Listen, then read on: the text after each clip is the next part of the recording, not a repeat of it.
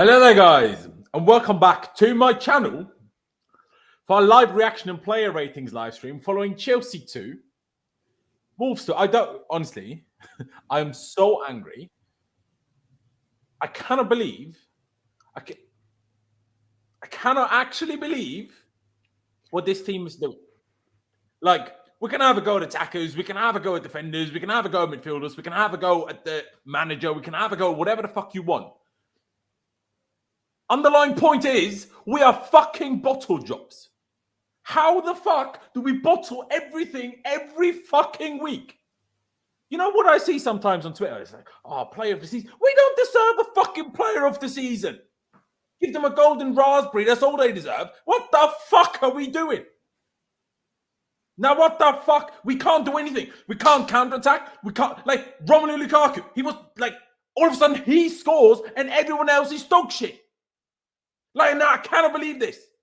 I can't, like, the amount of counter-attacking chances we had and we throw every single one of them away. Either one of them holds the ball too long, or they fuck up the pass, or they fuck up the touch. One thing. And let me not even get to the referee. I'm so annoyed at the team. I don't even, like, the referee could have sent all of us off and it would have made a fucking difference. And the defenders, Thiago Silva, positioning 0. Rudiger playing like he fucking was trying to be in the Santiago Bernabeu already. Reece James is a right wing back, fucking dog shit. Like, people know me by now. If you've watched this channel a few times, I lose my shit sometimes, but, like, I'm in general a very calm person. But nah, man, I am lost. Like, what the fuck? And then you bring on Malang Sarr to see the result, yeah? Malang Sarr, when you have Christensen on the bench, Chalobah on the bench, you bring on Malang Sarr to change to a back four for the last 5 minutes. That fucking worked, didn't it? Nah, man. Like, I understand, obviously, we couldn't change midfield because, well, Jorginho and Kante are injured. Fucking brilliant. My commentator, all game long, he was going on about how Jorginho was on the bench. I'm like, you fucking twat. Can you just look at the lineup? He's not on the bench. Like, how? We were in a title fight until November, December. Top 4 is in genuine fucking danger. Like, this is unbelievable. This is, nah. Wow, I'm so triggered. I am so triggered. Like, you know how much money I'm paying to go to the FA Cup final next weekend? Not just for the tickets, but everything around it, flights and everything else. If these lot throw a bottle job, like, if we lose, we lose. But if we throw a bottle job on next Saturday, I will flip my... And you thought I already flipped my shit. I don't know how much I can flip my shit any harder than I just did. I don't know if I can do that. But I'm a fucking try. My days, I am so annoyed. I am so annoyed. Jester, you have a camera, so you're kind of more in my eye, if that makes sense. So why don't I go with you first? Man, do you have an explanation? Like, there's no explanation. Like, I don't even know what I want to ask you, man. Just tell me what you think, what you feel, bro. Like, my God. Good thing is I get to talk about this on a podcast after this, so I get to do this for a lot more time than I really want to today. Yeah, lucky me. It was going to be lucky at 2-0, but at 2-2, it's just like, I don't even want to be bothered. Let me go play in traffic. I don't even, I mean, I'm almost speechless. It's, again, individual errors leading to goals we shouldn't concede. And I don't see who's the leader on the pitch. I thought at one time it was Thiago Silva, but he hasn't been exactly pulling up daisies in the last few matches. He's been a little bit suspect. We need to talk about our goalkeeper, who everybody thought was the best in the world. I guess the positive, our attack looked better than it had in the past 4 games. But that's it. Our defense and I just don't know where they're at. You cannot continue to start players who are not going to be here next year, because they look like they're not going to be here next year. Antonio Rudiger We should have just left him in Madrid. I don't know what's going on. This guy's level has dropped so much, and he's been so rash. Dave, I'm not even going to call you by your last name anymore, bud. Dave, put the captain's armband down. You're done out here, sir. You had to be moved to wing back because you could not defend. You were getting burned in the first half on every counter. Edward Mendy, when you don't come for a ball, it's the last dying throws of the match. You're stood on the goal line on a cross where if you come for that ball and get it or punch it out, the game is over. And you're stood there going, where's the ball? Where's the ball? Midfield, other than bar the Kova mistake, that's an offensive midfield. It's not a defensive midfield. So if you're asking them to play lockdown defense, I don't know where you've gotten that from. And look, we put 2 goals in. We haven't scored very much as of late. We've scored more in this game than we have in the last 3. I would love to answer that question, but my brain is still so occupied with being angry. I can't even think what our last 3 games were. I have no idea.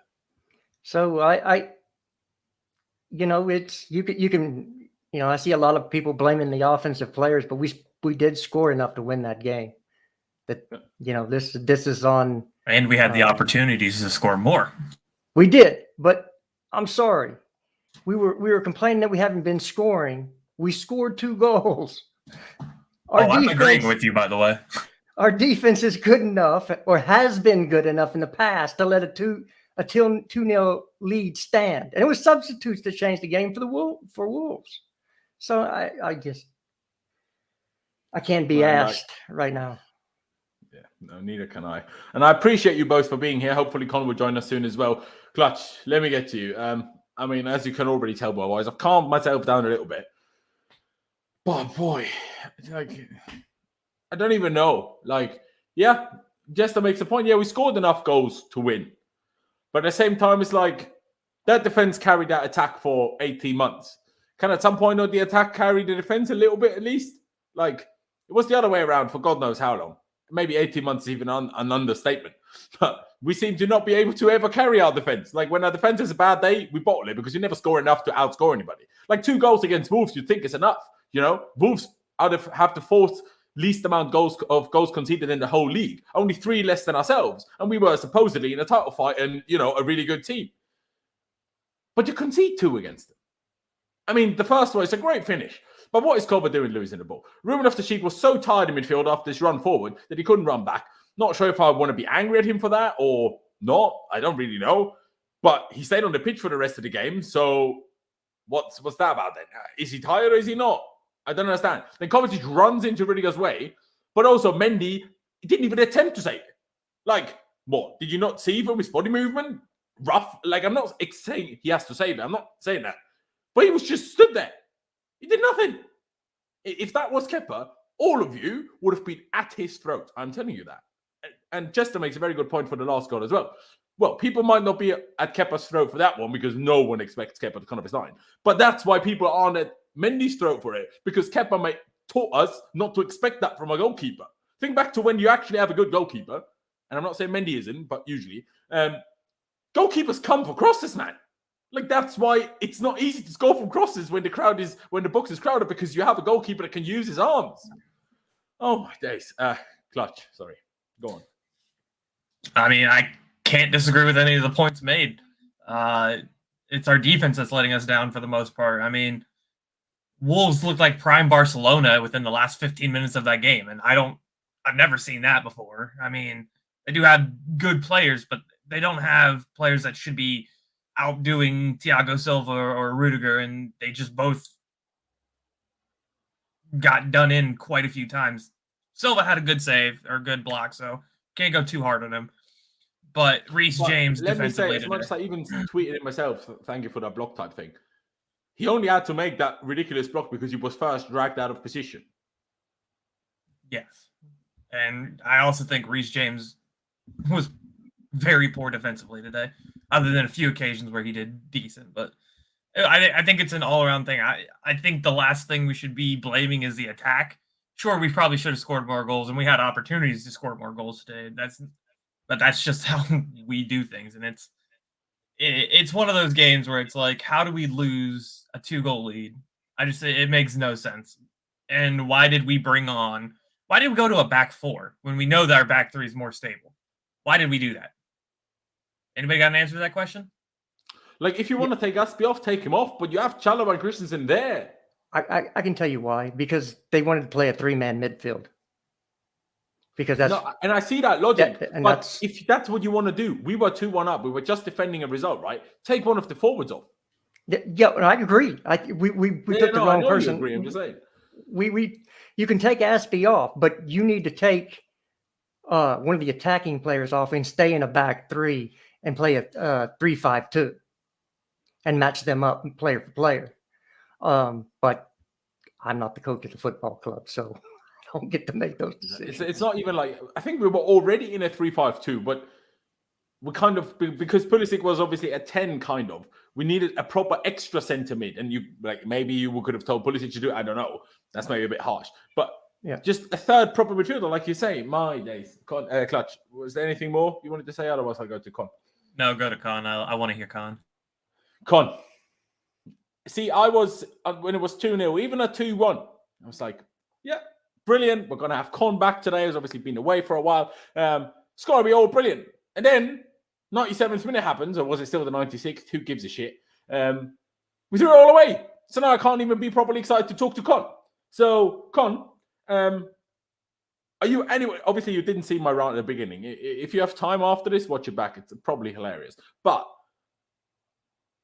like, I'm so angry at this team. Like, I'm so angry at every single one of them. Weirdly, bar Lukaku. Like, who would have thought that? My God, I just don't even know. Like, bro, top 4. We're bottling it. We're fucking Tottenham. It's what we are. Yeah, bro, I was in disbelief when I saw Coady score that header right at the end. How it's that they got that break from our corner, whatever, man. Head's gone, bro. Like, I did a space just before I came on here. I lost my head. I did it. I lost it. I fully lost it. I just don't get how people's first thought is, this is on Tuchel. You have so many senior players out there. How do you bottle? How do you bottle like that? It's pathetic, bro. This squad's mentality is pathetic. Honestly, it's borderline pathetic. Oh my! I can't believe what happened today. And then, of course, blame the manager because we have to start a Loftus-Cheek and Kovacic pivot today. Do you know how dumb that sounds, bro? We're Chelsea Football Club and we're starting the Loftus and Cover pivot. That's horrible, man. Like, what is going on? But yeah, blame the manager because this squad's arse. Yeah, cool. Whatever, man. Last season, I just want to say we had to rely on Tottenham to get us top 4 with more or less the same squad. More or less. I think this squad probably got worse because people lost confidence because we had to try and force Lukaku in. I don't know why Sal's here for. Just here for the vibes. Had enough for the sun in Spain, so he just wanted to come to rainy England. Get a bit more paler, I guess. I don't know what he wanted to do. But, bro. Todd, I hope you was watching that today and see how spineless this team is. Asby, love you, man, but you're washed, bro. You're finished. I don't know what's going on with Chalobah and Tuchel. No idea. And then people blaming the Sarr thing, right? But obviously he switched to a back 4. That's why he brought the Sarr instead of Chalobah, right? Maybe we should have stayed as a 5-back, but we're just getting sliced through midfield so easily. They was all over us. We had to make a change. They was just cutting through us so easy. We had to put an extra man in midfield. We had to. We did. But in the end, we conceded from a cross, right? And we took a centre-back off. Like, even though Aspie's not out-and-out centre-back, you certainly concede less. Let's be honest, bro. Aspie was awful today, man. No. I'm not saying he wasn't. I completely agree. I'm just saying you can put a third midfielder or shift Sol into midfield without bring Mount on into midfield if you want a midfielder. Bring Mount on for Werner, problem solved. And you can leave the back 3 on. Yeah, because Aspie, when crosses come to the box, we saw against Saka how well he deals with that sometimes. You know what I'm saying? Nobody in this team could be trusted. Obviously. If I'm Tuchel, who am I trusting in this team? Like, when Mourinho was here, he had a John Open Mikel he could have brought on to see out a game, like Gus Hiddink used to do. Do you remember when he got the second interim? He used to bring on Mikel all the time to see out a game. Who does Tuchel have to do that? When he wants to see out a game, what does this guy do? Because you can't trust anyone. In hindsight's a beautiful thing where we can say he should have probably done this, probably should have done that. But you never know. You can't trust any of these guys, bro. And that's the thing. You can't. Because even Chalobah, before like he got the sort of dropped and hasn't played for a while, he got absolutely rinsed by Diaz, man. He got absolutely rinsed, bro. Like he wasn't even on good form. So who do you trust to try to see you out a result? Who do you? When you haven't got the goal and you ain't got Jorginho available and you need to bring on someone. But who else do you bring on? Like in defence, who else do you bring on? But Aspie was poor today, bro. We almost conceded because of Aspie today, bro. If I'm not mistaken, he pressed, he got turned, and bang, they almost scored. So you can't rely on Aspie. Like, if you leave him on, we could have been in the same boat. Hindsight's a beautiful thing, bro, but you can't trust anyone in this team. You can't trust one single person. If you had to ask me to put my life savings to trust one person. Trust is our system, so why did we change it? That's the part I don't understand. I don't even know if we can trust that these days, bro. Yeah, true. It's not wrong. We're burnt out, bro. That's what it is. The players, the manager, everything's just burnt out. We ain't got nothing left in the tank. This season needs to end quick. I ain't looking forward to the final. We can't even get an owner bounce. Why is this? We're Chelsea Football Club. The one thing we're good at is bouncing. You know, manager bounce, owner bounce, all sorts of bounces. We couldn't even do that. But it's hard. It's hard because, like, today, like I said, I heard, like, you bring on Christensen, but his head, from what I saw last time against Arsenal, sort of seems to be turned. Rudiger's leaving. Like, half of Azpilicueta is probably leaving. Alonso wants to leave. Like, more or less our whole back line is leaving. Like, how crazy does that sound? You want to see out things, you know, and want them to give them 110%. 100% isn't enough. We need 110. How can your mind fully be in it if you're gone at the end of the season? You know what I'm saying? How can you fully be in it? If you're Azpilicueta, do you want to really be 100% in it and risk an injury? Likewise for Christensen. Likewise for Rudiger. Are you going to fight that extra little bit harder like you normally would, where you risk of getting hurt, you know, or something like that, or doing a muscle strain because you're trying too hard? Of course you're not, man. And that's nearly our whole back line. It's crazy, bro. It's crazy. Like, we're burnt out. We just need to somehow just shithouse top 4. FA Cup, I don't even care about it anymore. I just want the season to end. I just want the season to end. We're in top 4. Bring me the summer. Get rid of half of these bums and these absolute P words, bro. Absolute women's parts, you know, in this squad, and bring in some new people, bro. Because I'm done. I'm checked out myself. Women's parts, man. We just call them wussies. You can say wussy. Yeah. Hey, we're 19 minutes in. At this point, YouTube don't check anymore. But don't be outrageous, please. Yeah. I mean, hey, I do think it's okay to blame both. I don't think anyone should be saying, "Oh, this is all Tuchel's fault." Clearly, isn't. But personally, I don't agree that it's just like, okay, let's blame only the players. I don't think it's quite that simple. But my God, like the first half, right? So we score a perfectly good goal. For some reason, the referee blows his whistle before the ball is struck and hits the back of the net, which by the rules means VAR can't even look at it. So if the referee at least let it go, at least VAR could have checked it and said, actually, maybe not a foul. I mean, they might have gotten it wrong anyway and not given it. But the way it wasn't even given that VAR opportunity. Then we do score at the brink of halftime.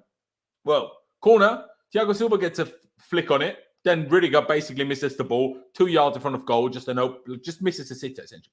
Misses the ball completely. It bounces. Did it bounce off Rudiger? I think so. It bounced off Rudiger onto Lukaku. So I'm not even going to blame Lukaku for it, if I'm honest, because how is he supposed to expect Rudiger to miss that ball? Like, come on. He's playing with another professional footballer. You expect them to hit the ball at least. Bounces to him and then bounces off Lukaku to Ruben, who did put it in. And then VAR took like 17 minutes to figure out, was it even Lukaku that touched the ball last or was it the defender? That was half time. Start the second half. I was on the toilet. Werner already missed the sitter, apparently. Or not a sitter, but a good chance. And then we keep playing and we get a penalty. Lukaku actually does really well, wins the ball back, gets fouled. Is it a bit soft? Yeah, you know. If it was against us, be like, really? Does he need to go down there? But after what happened in the first half, I'm like, I'll take it. I personally didn't expect it to be given. Like, it was one where I'm like, I think it's a pen. But I thought it's a pen where, like, VAR is not going to overturn the decision against it, as they wouldn't have overturned it the other way around, if that makes sense. But it was given. Lukaku steps up himself, scores. Brilliant. Then, 2 minutes later, Wolves give the ball away. Pulisic, simple pass to Lukaku. And Lukaku with his weak foot from 30 yards into the bottom corner. Not 30 yards, 20 yards. But still, 20 yards into the bottom corner. I'm like, what, finish? What's going on? And then we had another chance. Like, Pulisic could have fed Lukaku to maybe give him a hat-trick. Unfortunately, held that a bit too long. Then Havertz had a chance where he could have easily just put it to Pulisic to give him an easy chance, or Havertz just shoot better. And we had so many moments like, boys, what? Werner. Like, oh. And then we threw it away. Great goal from Trincao. But also, Kovacic gives the ball away in the middle of the pitch, tries to run back, runs into the path of Rudiger, tries to block the shot from Trincao. And then last minute, Chester said something earlier about all individual mistakes. I'm not sure. Did you mean Mendy by that for the second goal, or did you mean another individual? Well, no, again, it's not being in your correct position, not marking the man you're supposed to mark. And for me, Mendy is 6'6". How many crosses do you watch him come out for lately? Not a lot. No. I was just asking if that's who you meant, or if you saw another mistake. No, actually, everybody's saying it was from our corner. It was from a throw-in, which, yeah, it was actually from a throw-in, which they got wrong in the first place because Wolves put the ball out and they still got the throw-in. Oh, from that throw-in we conceded? Yes. Because I remember it when Havertz I think that's what it was. That's ridiculous. It doesn't take anything away from how shit our team is, but like when you can't even trust referees to give the right throw-in calls anymore, like what's the point? Like how is it 2022? And because we only do 2 linesmen, 1 per half, when the throw-in decision is on the other side of the linesman in that half, the closest person to judge that throw-in is like 50 meters away. How is that a thing? Like, how quickly VAR could say, actually, Chelsea throw-in? You know how, like, those people sit there watching it. All of us on TV knew it was our throw-in. So the guy could just say immediately in the guy's earpiece, Chelsea throw-in. And the ref is like, actually, no, the other way. And, like, the problem is fixed. But no. Or 4 linesmen won the 2. Sorry? 4 linesmen. You could put 4 linesmen. 2 on each side. If you have 4 linesmen, what if one says offside and one doesn't? Is the problem? Well, you have VAR for that anyway. Then they have a death match. Now with VAR, you might as well. Yeah, true. Now with VAR, you might as well. Well, this was the lineup. It was kind of Pulisic as a 10, but also kind of as an 8, with Ruben as a single 6 and Kovacic as a kind of left 8, but obviously less attacking than Pulisic was.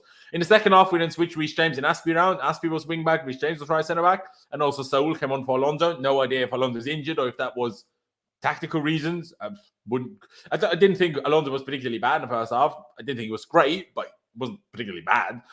We just didn't use the left side, really. We just bypassed Alonso every time. It was just Rudiger trying to pass it to Kovacic 9 times out of 10 misplacing the pass, really. That's what I remember. Every time Rudiger had the ball, passed it to the opponent.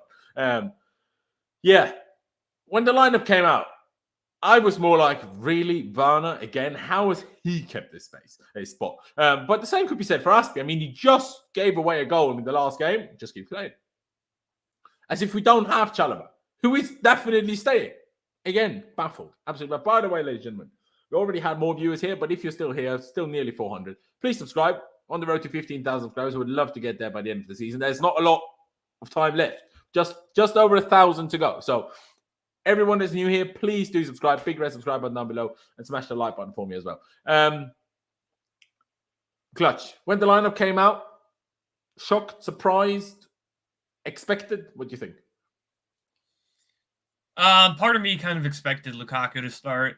Everything else, is pretty much, other than maybe Chalobah for Aspie, but we know Tuchel wants Aspie out there, even though we're starting to find out that's not a great idea. And Pulisic, when you seen him with Werner and Lukaku, I was like, oh my. And then I started thinking about it. I'm like, he's probably going to be playing in that role that Mount does, which is just behind, which is a role that I can see him playing. And then Werner, oh my. I get to watch Werner for 96 more minutes every game. I'm having such a lovely time watching this guy play the sport. I don't know how he's the guy who keeps it. Like, maybe I can see it. Jem was talking about how Werner creates the space for Lukaku. Maybe I understand that logic, but that's not really how it happened. So other than that, it's hindsight. We don't have midfielders to do anything. I think we set up in a decent way. I don't think it was terrible. The only thing is why does Werner keep his spot when he's not been particularly great for the last 3 games? That's where I'm starting to think, like, okay, but you also got to rest Havertz. Does that mean you put Mount behind them and Pulisic up top with Lukaku? I don't know if that works. So I don't know. I don't find too much wrong with the lineup. Do I want to see Werner? Not really, but can't really blame Tuchel for that, I guess. I can, but you can. Depends whether you want to. Con, thoughts when the lineup came out, or thoughts when you saw the start of the game and you saw how everything was lining up? I wasn't surprised by Ngolo Loftus midfield. I was kind of surprised with the front three, I can't lie. Lukaku, Werner, Pulisic. I thought Pulisic would have a good game today, and he did. I was surprised as we were starting again, I can't lie. I think he's been really poor of late, so I think he's really lucky. I think if people could criticise Tuchel for one thing, it's loyalty to certain players who don't deserve it. And there's two of them today in Asby and Werner. He should have started. Yeah, probably not. And Zigzag, if you're going to use big words that you don't know, make sure you spell them right. Because that's not how you spell consecutive. But sure. Jester, your thoughts when you saw the team or how we were lining up? Yeah, I thought I was still dreaming. Of course, I wake up at 8 a.m. Central Time here in the States. Game's at 9. I wake up and I'm already getting texts. Pulisic starts. I'm like, well, I must be dreaming still because there's no way Pulisic starts this game. Yeah, and that's actually the lineup I had, bar Lukaku and Pulisic. I had Havertz and Mount. I didn't think much would change. And I think the two people that I didn't have on there, Pulisic and Lukaku, were actually our best two players in attack today. So happy they were there, or we would have lost 2-0 this game, going on the past 3 results. So, yeah, we didn't have anything other than that in the midfield, and we don't have another left wing back. So who else are you going to put out there? I knew Aspie was going to play. Don't think he should ever play again. By the way, he's reportedly agreed to a 2-year agreement with Barcelona with an option for a third. So a little conspiracy theory there. What I find so hilarious about that is he has a contract with us. So he's actually not allowed to agree anything with anybody. Because Rudiger Christensen, they are in the last 6 months of their contract. They are allowed to do that. Aspie's not. So these reports are so weird if they're true. I'd say that's why I say reportedly. Yeah, no. I'm not. Everything's reportedly nowadays. If it's true, it's dodgy. Well, I don't care. Let him go. Dead food. Yeah, let him go. But at the same time, how many players do you want to sign in the summer? Well, at least two new center backs. So 15. Yeah, but 2 isn't going to do. If Alonso goes, Aspie goes, Rudiger goes, Christensen goes, 2 isn't going to do. No, 2 center backs. Yeah. But still, we need a left wing back and a right wing back. We need everything. You might see Emerson back on the team. Yay. Yoo-hoo. We couldn't curse at me like that. We couldn't call him back in January, so we're getting it back in June. My days of victory. Again, that's so far away. I just threw that in there as, now 2 of the 3 center backs that we started aren't going to be here next year. Just for what it's worth. The other one is going to turn 38 in September. Brilliant. Right. It's been overplayed. Yeah, definitely, without a shadow of a doubt. My God.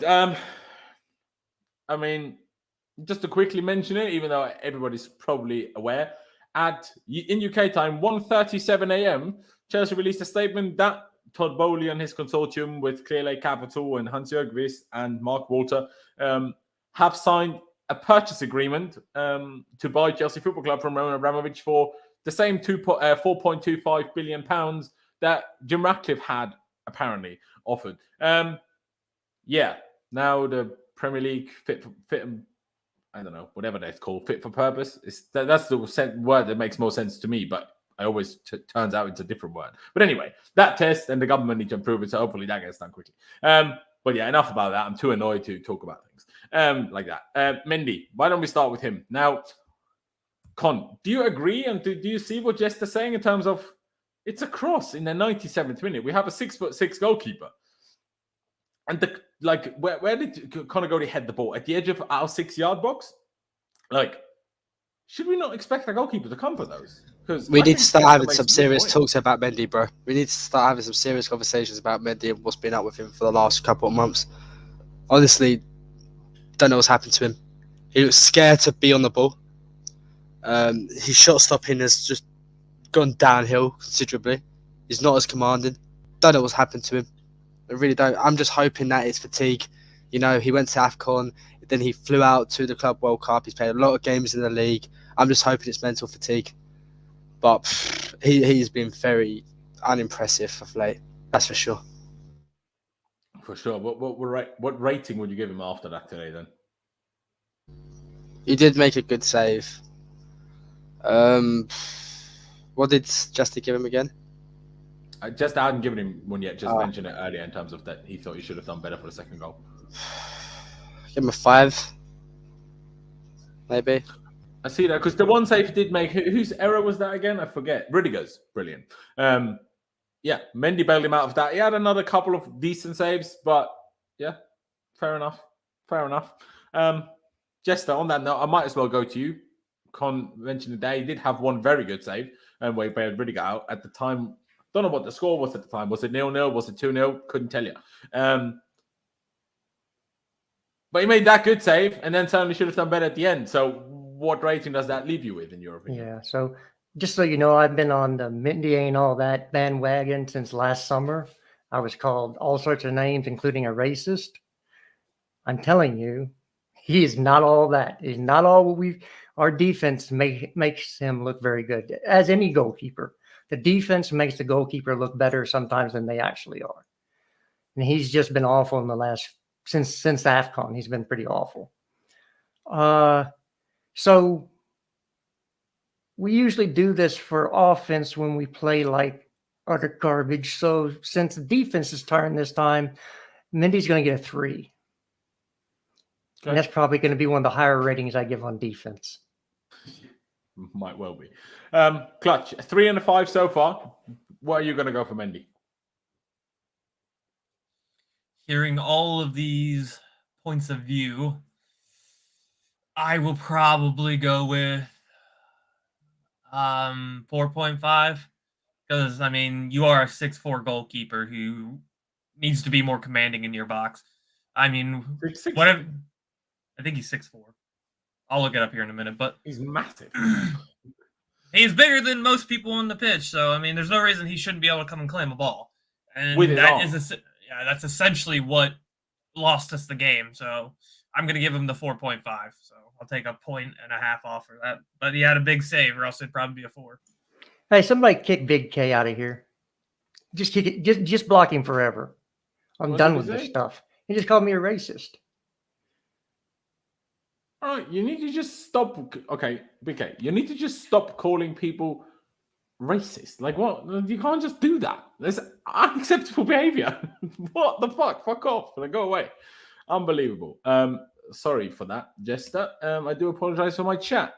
To get Bendy before I get to the super chat. Now, I'm not fully in agreement with Jester to say he's not all that, but I do agree that he's not as good as a lot of Chelsea fans, including myself to some extent, thought and said. That doesn't mean he's still not a very good goalkeeper. I do believe he's a very good goalkeeper that's currently struggling a bit with self-confidence, in my opinion, because clearly this today doesn't happen to Mendy of a year ago.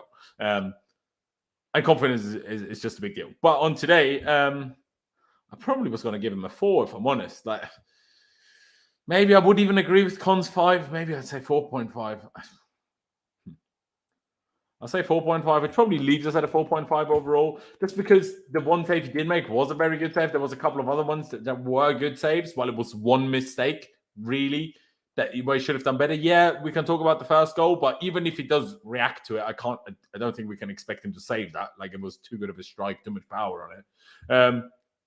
So I find it a bit harsh to take quite as much off, but hey, I don't nothing wrong with it, essentially. Rudiger, Clutch, why don't you go first?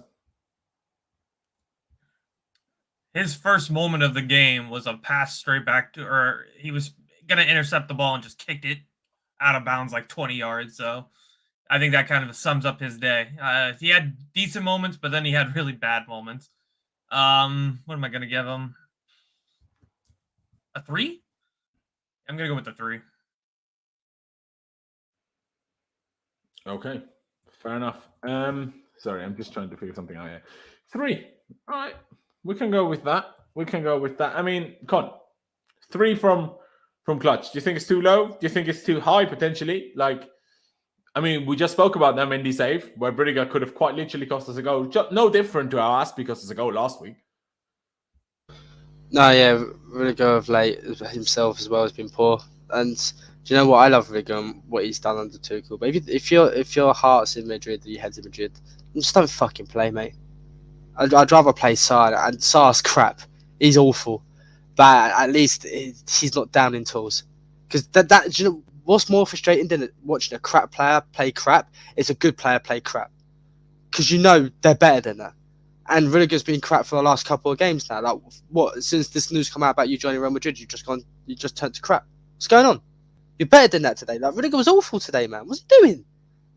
Like, I'm sick of it, man. Like, how can nearly 3 of the people in our back line probably be gone in the summer, man? And they're starting. Stupid, man. Honestly, yeah, he gets a 3. Fair. Then Jester, 2-3 so far. Would you agree? Would you go lower? You said, Mendy's 3 might be the highest you're going to give. So what does that leave you? Yeah, I'm going for a 1. And this has been coming for a while. I'm sorry.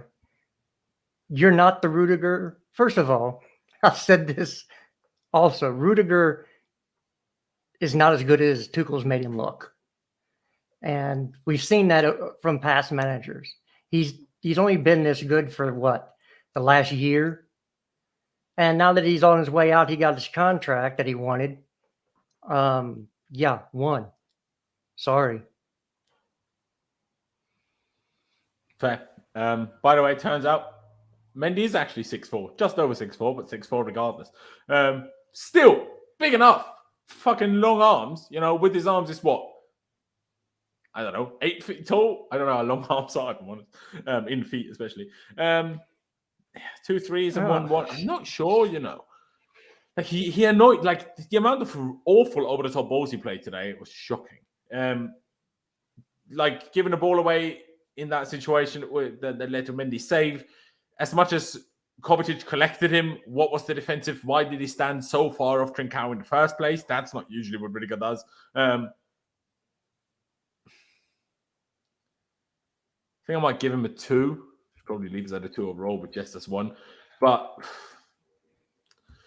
man, like first I was so angry and had all the energy, and now I'm just deflated. If I'm being perfectly honest with you, I'm just fully deflated. I'm going to give Thiago Silva a 3. I think it was just better than Rudiger for me, but not much. Like really not much. Yeah, he had that block, but that was the only particularly good defensive thing that I noticed him doing. Oh, he actually had that one clearance early in the game, but he was moved out of position so many times. He fell over so many.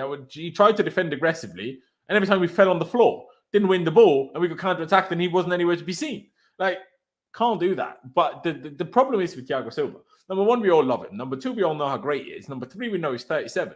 So when he plays badly, it almost feels harsh to criticize him a lot, because it's like, well, he's 37. He probably shouldn't be playing as many games as he has this season. I mean, he's never played as many games in any season of his professional career as he has this season. That probably shouldn't be the case at 37. And the reason that's the case is because all of our other defenders, aside from Rudiger until a couple of weeks ago, are incredibly unreliable. I mean, Andreas Christensen has a dodgy stomach every 2 days. So, like, you can't bank on him starting because he might throw up every warm-up. Aspie's left right centre. Chalobah never gets game time anyway. And we had to play Reece James in right centre back for God knows how many times. And even today in the second half, that made us better initially. But yeah, so it feels harsh to be harsh on Silva, if I'm honest. But if I'm being objective today, I just don't think he was any good. I really don't. Jester. Thiago Silva, 3. Yeah, I got no problems. I got no problems with the 3. I don't know why our defenders of late have been so aggressive when the other team picks the ball up in the midfield, because you're the last line of defense. If you go in and don't get the ball, guess what? There's a break on. You're a back three. Just keep everything in front of you and make it hard on them. If you go in for a ball and you don't get it, there's space, and you're asking Dave to make up that space and Rudiger to make up that space. Or when Rudiger does it, you're asking Silva, or when Aspie did it up pitch, you're asking the other two to cover for him. You can't keep doing that against professional footballers. You're going to get burned. So he was out of position. He was too aggressive in the midfield a few times, even lost the ball in the opponent's half. And then you have to come all the way back on defense. 3. Fair. I mean, a lot of people in the chat seem to think that we're a bit harsh with that, and some people think 6s and 5s and stuff. Very strange to me. But hey, maybe to some extent it's being a bit emotional. Maybe in 24 hours, I think we do it for the offense, though, when they don't score. Why can't we do it for the defense when they give up 2 goals they shouldn't have? We do. Although we do also give a lot of 5s out, even though we don't score for the attackers, I will say. But yeah, 2-3 so far then. Clutch, what do you think? 3 as well, or would you go higher? Would you potentially go lower? Thiago Silva, the Rolls Royce of a defender that he is. I think one of the bigger problems we also had today is we kept trying to play those stupid long balls to Werner and Lukaku, and they never worked. Not one time did they work. Both him and Rudiger both just full sent it, and we had no ability to kind of take that possession. And that's kind of towards the end, we lost possession. When Jorginho's not on the field, that's what Thiago does. And they had like 70-some% of possession in the last 15 minutes, which was stupid. So you got to judge him accordingly. He also just wasn't as defensively stable as he normally is, which is bad. Feels bad for him because he is 37. He is probably our best defender that we have at 37 years old. It's crazy that we have to play this poor man every single game, because if not, then we got to watch Christensen fall over and poop his pants. Yeah, it's going to be a 3. Okay. And then, Con, would you agree, or do you agree more with the chat that we're being a bit harsh and he should have a bit of a higher rating? No, I agree. I think it's somewhat around a 3. I'm not even going to blame Thiago Silva, man. This guy's how old now? And how much has he been played this season? He's burnt out. He's one of them players who's just burnt out. That's what happens when you over-rely on someone who's, of his age. He just looks a bit burnt out. He needs some rest. He's looked off it for the last few games now. Not going to blame him for that, Poor squad management from Chelsea, innit? Having to rely on a 37-year-old. Just nonsense, honestly. Nonsense. It is. It is nonsense. But done with Thiago Silva. Otherwise, I'll forget. Sorry, infinite, is it? Yeah, indefinite. Sorry. With the super chat from a couple of minutes ago. Appreciate it very much. Of course, guys, if you want us to discuss any topics, questions, whatever you have, do use the super chat function. I will highlight it on screen and we'll discuss it. He says top 4 is really in danger. Tuchel did this last season and Spurs saved their ass. He did, to be fair. Tuchel needs to reconfigure his tactics or he will be Di Matteo. Now, Con, you were at the very beginning of when you joined, you were kind of a big advocate of do not blame this on Tuchel. But do you see what Indefinite is saying here, or do you drastically disagree? Let me read it quickly. Top 4 is really in danger. Tuchel did this last season. Spurs saved their ass. Tuchel needs to reconfigure his tactics, or he'll do Di Matteo. It's easy to say and done when you've got a full strength team, brother. But when you're starting players like Loftus-Cheek and Kovacic in the pivot, that what you meant to do. What's he meant to do, honestly? How can you blame Tuchel for the ending of that game? I don't know. Havertz should have done so much better there, and then we get countered. No, sorry. There's too much experience out there for us to bowl like that. Once again, fragile players, man. It is true, but when we do well, we praise Tuchel. So why don't we criticize Tuchel when we do badly? Because it's not Tuchel's fault for individual errors. It can't just go one way, right? So, okay, by that logic, then we shouldn't criticize Mendy and stuff like that for not coming to try and get the ball. No. I'm not saying we should only criticize. Individual errors, man. A manager can't control that. How is a manager meant to control individual errors or players being idiots? What's he meant to do about that? Kai Havertz say that was true, but for example, always playing Kante, which is why Kante is always injured. That's Who else is he meant to play? choice. Everybody knows that Kante gets constantly injured, so don't play him all the time. Who's he meant to play then? What, Jorginho Well, or he's Kovacic? now playing Kovacic and Loftus-Cheek anyway because the other two are injured. So, and we get sliced through knife through bar when that happens. Yeah, but so do we though? Like, do you think the we did. midfield was the problem? Why do you think he switched to a back four? Why do you think he switched to a back four? Because they was just cutting through us. Yeah, at the end. But do you think that was the only option? It was. What other option was there? Laurenz, go on. Ignite me. What other options are there, bro? Like I said earlier, bring Mount on for Werner, put Mount into midfield, have a midfield three, leave Sola left wing back, and keep the back three. Then you have what he wanted in terms of the midfield three, which makes sense because by that point, Wolves were so aggressive that our midfield couldn't handle it. But then you still keep the defensive structure that we're used to. I'm not even people know I'm a bit. If anything, I'm an advocate of the back four. But I just don't think it should be changed. I just don't believe it should be changed. You bring a Mason Mount in the 88th minute. I just don't think that's ever. So you bring a Mason Mount, bro. You bring a Mason Mount, and you still get sliced through butter because these guys are not defensive-minded thinking players. Loftus-Cheek doesn't have a defensive sort of minded bone in his head. You know, he's not defensively minded at all. Like, they're still going to be out of position of where they need to be. They're still going to get sliced through knife through butter. We can have runners all around. We can run around. Doesn't mean it's going to solve anything, bro. Okay, fair enough. But if you think that the players aren't good enough anyway, then changing the system is an even worse idea because players that aren't that good, if you give them all of a sudden a different system to understand and execute for the last 5 minutes, it's going to make them even more likely to make mistakes in positioning and everything. So, and this is why I say hindsight's a beautiful thing because if let's say we brought him out for Werner, right, and the same outcome happened, people would moan and say, "Why didn't you do this?" Because this the thing we've seen it when Tuchel's done multiple things this season, and it's not quite worked out, and then people said he should have done the opposite. Doesn't matter. You can't. Do you fully trust that if we brought him out today, we see this game out, Laurenz? 100%. Be honest. No, but I'm pretty sure exactly. we don't concede from across like that. Exactly. You said no. You said no. It doesn't matter if you concede from across like that. You said that. That's my point. But if you apply that logic in terms of, in hindsight, you can always say the different option would have been better. By that logic, you can never blame a manager for anything.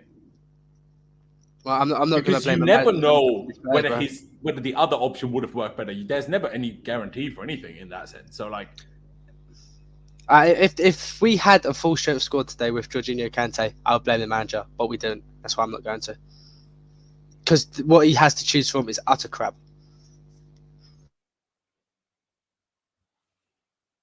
I mean, yeah, I guess. But, like, our squad, even with those missing, is still way better than Wolves, though. It's like, is it really? Is it really? Yeah, it is. Okay, Matinho, Donka, and Neves didn't play today. Who else played the midfield today? Neves started, but it was subbed off. Yeah, so you think of Matinho, Neves, and then Donka in midfield. They're good midfielders. You compare that to Loftus-Cheek. They're good midfielders. Okay. They're good midfielders, but first of all, I said team, not midfield. Number two, does Loftus-Cheek make Wolves midfield? Lois, let me ask you a question. Does Loftus-Cheek make Wolves midfield? Yes. No, behave yourself. No, he does not. He does. No, he does not. No, he does not. He does. Who does he replace? Who does he replace then? Matinho, then Donka, sorry. Neves, who's he replace? Tell me. Then Donka. No, he doesn't. Donka, I guarantee you would do a better job for us than Loftus-Cheek does. 100%.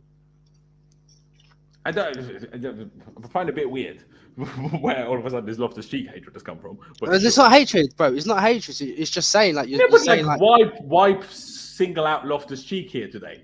He was better than Kovacic defensively. So, like, why is he the one that gets mentioned? That's the biggest mid-off, like Kovacic and Loftus-Cheek defensively in midfield. That's a mid-off, bro. Yeah, but one cost us a goal, the other one didn't. If they could actually do their jobs in midfield, we wouldn't have to change systems. But that's the reason. Them two were the reason why we had to change system today.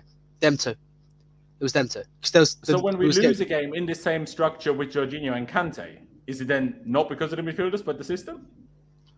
Brother, when we lose and it's a Kante, like, look at Real Madrid. How many people blamed Kante for Real Madrid? Yeah, because he made an individual error. Yeah, but it's still, people still saying it was his fault. Them individual errors cost the game. Just like Loftus-Cheek and Kovacic today being defensively arse And But did Loftus-Cheek make a defensive error? What did he do? Besides these little drives he does, what does he offer the team? These like 1-2 drives per game. What else does he do? Defensively, he's nowhere to be seen. He doesn't know where to go. You know what? He releases the ball too late. Let's get the stats up. Please tell me what Loftus-Cheek offers to this midfield, bro. In a pivot, what does Loftus-Cheek offer? Besides his little midfielder today. It's not saying much, is it? Yeah, but and what? That's fair enough. No, it doesn't say much on the performance. He did have a 97%. You still picked him to single out, and not Kovacic. He completed all his dribbles. He had a 97% pass accuracy out of 76 touches. Let's see what else Ruben did. 8 of 12 ground duels, 1 of 1 aerial duels. He only lost possession 5 times. He was fouled three times. He had 2 clearances, 2 interceptions, 2 tackles, and he was only dribbled past once. So that doesn't really prove anything because these passes could be 2 yards. How many long balls was in there? Does it say? 2 out of 3. Yeah, well, 2 out of 3. And by the way, only won 2 out of 5 ground duels. Didn't even enter an aerial duel. Was never fouled, so didn't even win as a free kick ever. And bro, this is why we say we don't want to see Kovacic as the person holding because he can't do it. That's not him. We don't want to see Kovacic. That's why he wasn't the person holding. Who was then today? Loftus-Cheek. Because we played him. We didn't even play a double pivot. We played this little thing with Pulisic. What was it? It's like a free. Second half was more of a pivot. But... It was a 3-4-1-2. Yeah, 3-4-1-2. That's it. But bro, like when it's Kovacic, and you telling me he wasn't the one sitting more than Loftus-Cheek? I seen Loftus-Cheek drive forward. Bro, your Loftus-Cheek confuses me, bro, because I love him. He's a good Cobham guy, and in his day he was good, bro. But bro, I could read you these stats from Jorginho games, and people say, "Oh, but he hasn't done anything. It's just sideward passing." I'm sorry, I'm not going to guess over a 97 pass percentage. No, but that's fair. But none of us said that Loftus-Cheek was absolutely amazing and dominating. I didn't even say he was on the ball, bro. I'm saying off the ball is what I'm saying. But he had a very good tackling record. He had interceptions. He barely lost the ball. And fair enough, the passes might not do anything useful attacking-wise. I agree with that. There's no guarantee of that for stats. But if you have a 97% pass completion, chances of you giving the ball away in terms of and costing us defensively, pretty slim then. Yeah, but when Wolves actually woke up and got into the game, because they were poor for a long time, but when they actually woke up, him and Kovacic, they were on their knees stripping. Simple as that. Because they made a midfield substitution and we couldn't because we didn't have any midfield subs. And then this is why I say don't blame Tuchel, because who's he meant to bring on? So all this goes back on the bench on a wing back. We still don't know whether because we only have one. We only have one proper wing back, and we have a cup final soon, bro. Alonso can't play every single game. But he clearly didn't take it off at half time to rest him. How do you know that? How do you know that? It was a knock. Thank you. Bang. What? I think it was a knock. I really do. But what I'm saying is, you said you criticized our midfield for being dead at the end when the other team made a substitution. I didn't even say you have to blame Tuchel for it, but you decided to blame Loftus-Cheek for it, which I just don't understand. Like, I'm not. I wasn't blaming Loftus-Cheek. I'm saying, bro, I don't even think Loftus-Cheek. You did. Bro, but he's not a pivot player, though. No, everybody knows he's not a pivot player, Laurenz. What? Blame Tuchel then, who decided that his best position is a single six. Well, not really, because he has to play there, bro, because the squad's Tuchel arse. said in the press conference he thinks Ruben's best position is as a single six. He said that. While Jorginho and Kante and Kovacic were all available. Bro, I don't blame Loftus-Cheek for being not great in the pivot because I don't think he's naturally that great there. I don't blame Tuchel for playing him there because there's not options there. The people I do blame is the people responsible for this squad. Loftus-Cheek shouldn't have to play in the pivot. I don't want to see him in the pivot. I don't like him in the pivot. I don't like him there. I liked him at right wing back. I thought he was doing a good job there. If he wants to play Loftus-Cheek a little bit further forward, I don't mind. I'll give it a try. But I don't like seeing Loftus-Cheek and a Kovacic pivot. No. I don't like it. It's horrible.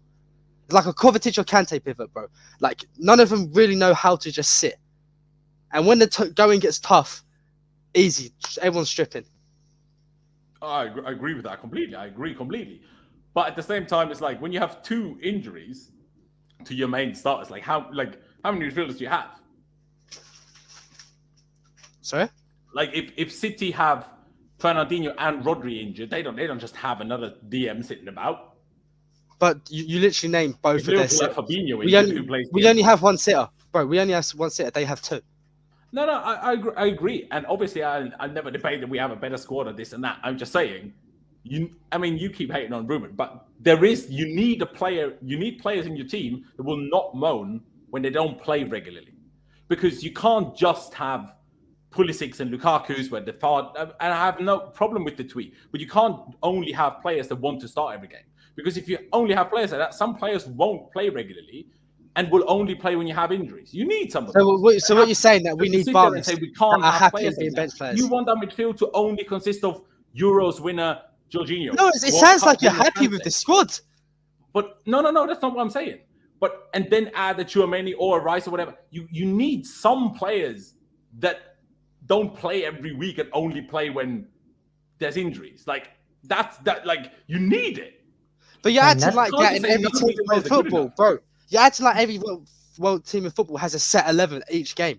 But besides Liverpool, who more or less played the same team every week, Man City don't. See how often Pep changes it. You need a good squad, especially when you're in how many competitions each season, bro. So it's not even that's the end of the round. Y'all go to the corners and come back out. Ruben is only in this position because he played better than the Soul and stuff. No, bro, he's only in this position because he was awful at Fulham and no club wanted him. That's why he's in this position. No, that's but bro, you didn't watch a single Fulham game because that's just. Yes, I did. At the start of the season, he was good, and then he fell off. You said today we played a double pivot, which we didn't even do. Okay. I didn't watch a Fulham game. Okay, bro. How many did you watch? Let me know. How many did you watch? I don't know. Lord have mercy. Can we give ratings for Aspie? How many did you watch then? Well, I watched a fair amount, bro. I watched a fair amount. Dad. Yeah. Daddy and Daddy are fighting again. But he certainly wasn't awful. And was he better? He wasn't awful. That's why he was getting benched, bro. That's why he was sitting on the bench. Tell me, was he better than Saul this season? Bro, most players in the Premier League, even playing for like Norwich. No, but was he better than Saul this season? Simple yes or no question. Yeah, it's not hard though, is it? Exactly. Has Alonso been better than Saul? Has Saul been better than Saul? Probably, yeah. So is that the standard? Saul's the standard, yeah? So if that's the standard, bro, there's not much of a standard. But the point is still, you're saying, you can't have players like Ruben Loftus-Cheek, they're too bad. Well, someone needs to be fifth choice midfielder. And then he just happened to not be fifth choice midfielder anymore. You're getting lost here. I'm saying I have no issue with him being a squad player. Our defenders give results away. Our manager changes the structure in the 88th minute. The first player you turned to criticize was Ruben Loftus-Cheek. Bro, I don't have an issue with Loftus being a squad player. I have a problem with him, where he gets put in his Chelsea team. Like I said, when it was right wing back, I had no issue. I thought he was really good there. I have no issue with him being a squad player. I just don't like where he plays sometimes, bro. You're getting a bit lost here. I don't have an issue with Loftus-Cheek. I don't think he's terrible. That's what I'm trying to say here. I don't like it when he plays like in this midfield. I don't like it. But as you said, he had to play there because of injury. Yes, and I'm not blaming Loftus or Tuchel for that. I'm blaming the man. What is it? The people who plan this squad at Chelsea Football Club. It's not Tuchel. It's not Loftus-Cheek. After I said or the comment said he needs to change his tactics. Like, I'm sorry, I'm not going away from that, but you can't just turn things on me and say, "Oh, I never said that." Yeah, you did. Hey, we got a rating still to do. we have a whole show over this. You know, I'm a nice guy. Today I'm a little bit, I'm a little bit more on edge than I usually am. But like I said, he shouldn't have changed the system, and then you said, "Yeah, but what can he do because he has Ruben in midfield?" Sorry, what? Okay. So Loftus-Cheek is an adequate pivot player for Chelsea Football Club. Fairs, bro. Cool, no worries. For this year, he is because we don't have anybody else. So let's move. For top four, yeah, he is. I said we don't have another option. So it's like we're talking about something we can't change at this point. So let's just give Aspie a score, and when he gets to Loftus-Cheek, you can score him, and we can all sing Kumbaya at the end.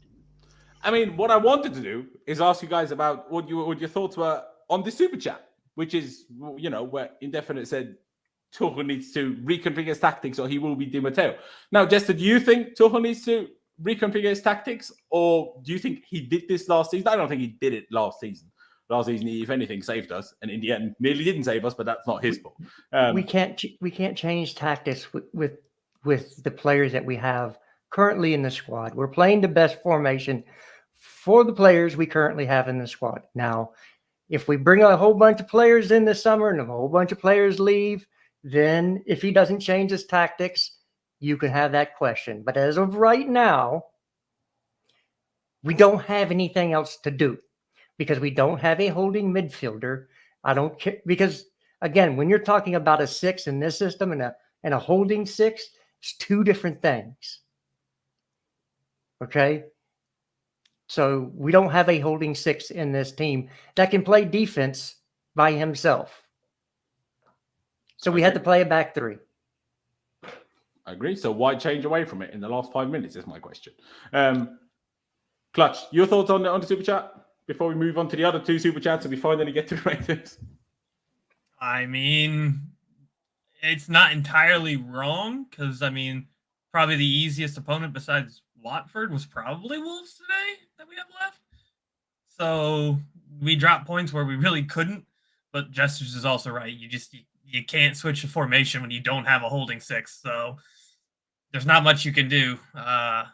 Unfortunately, we got to get our minds right and fix up because otherwise it isn't going to matter. Because who are you going to put in the pivot? You're going to put Saul back there. You're going to put Ruben there. Or not in the pivot, in the lone 6.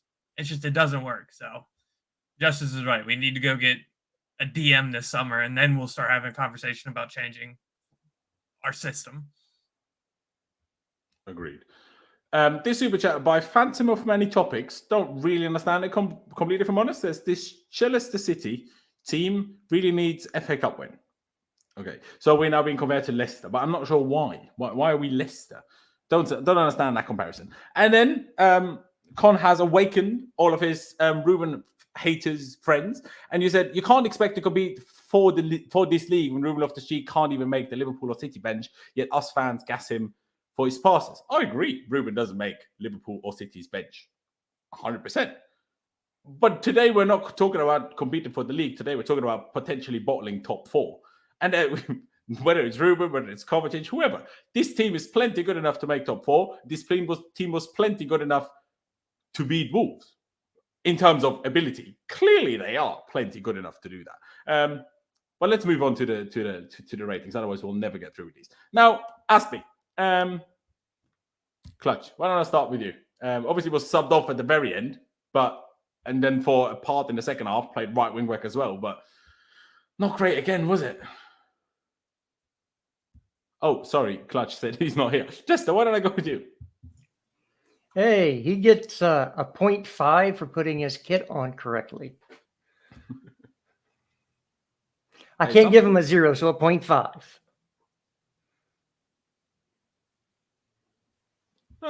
See? I might even agree. But anyway, 0.5. Fair enough. I was going to say 0.5, but that's not quite how I should do it. I'm not sure if Clutch is back, so why don't I go with Con? Aspie, do you agree that he was the worst of the 3? I'm not sure I agree, if I'm honest.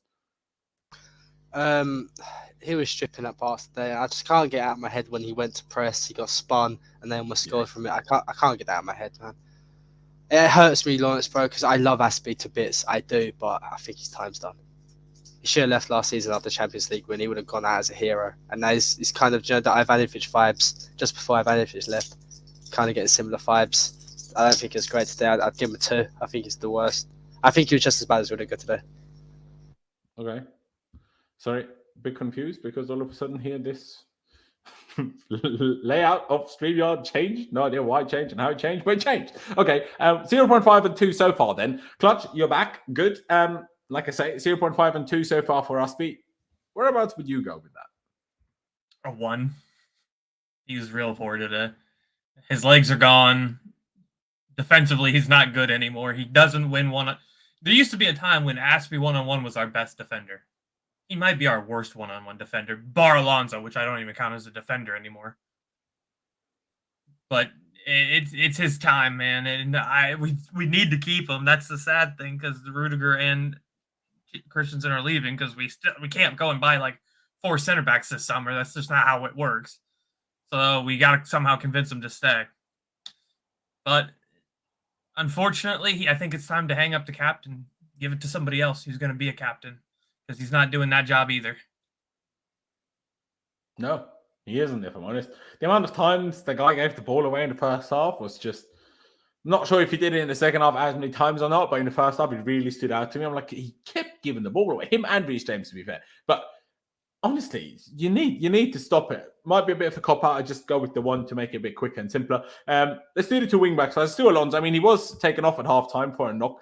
Now, in the first half, I mean, his crosses were poor, as they usually are, but I don't really remember him being particularly challenged defensively, if I'm honest. And in possession, he kept it clean. So I don't know. Anywhere between a 5 and a 6 is where I'm lying, because I didn't see anything stand out positive, but there was nothing stand out negative either. So just average. I don't know. And he wasn't on the pitch when we conceded 2 goals. I can't even say, we didn't win. So, I mean, obviously it was 0-0 at the time still, but I'm just going to give him a 6. Might be a bit high, but compared to the others, but I didn't see him doing anything wrong, because I'm not sure what I should give him a lower rating for, if I'm honest. Clutch, do you see that too, or would you go lower anyway? I agree. I mean, there's not much to criticize him for. He even had one moment in the first half where he ran down somebody and stopped a counterattack and got a foul from it. So he did have at least one good moment that I can remember. His free kicks were not great, though. I will say that they were pretty poor. He hit it into the wall a couple times. Yeah, go for a 6. Why not? Interesting. Well, I presume these quotes are from somewhere, of what Thomas Tuchel said. Aspie had a yellow and was busy. He was too offensive. But I suppose I thought he was supposed to be a right wing back at that point, but fair enough. Sometimes we were in a 2 against 2 with Ruben, the only spare player. That's why we changed. Alonso was not injured. It was just a decision. Okay. Interesting. Why?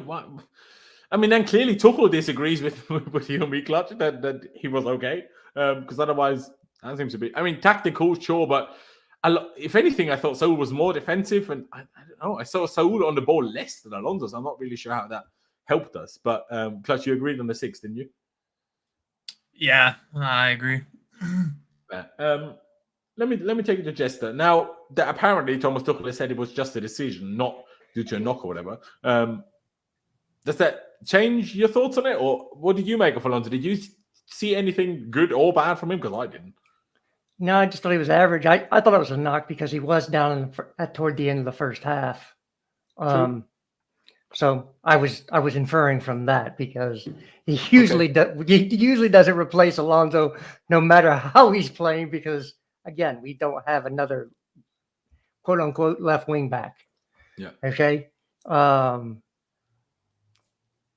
Wasn't good, wasn't bad, so it makes him average, right? 6. Fair. And then I mean, we have 3 6s so far, but do you if it's true that Tuchel actually just took him off just because it was a decision? We always crave for earlier subs, but that seems to be I don't know. Did you see a reason to take him off? I actually thought Alonso was having a half decent game, to be fair. So if that's a tactical decision, I don't understand that at all. I really don't. I'd give him a 6 as well. I thought he was actually pretty decent. Fair. I mean, someone in the chat said, Dexter, sorry, it's too high considering we did nothing in the first half.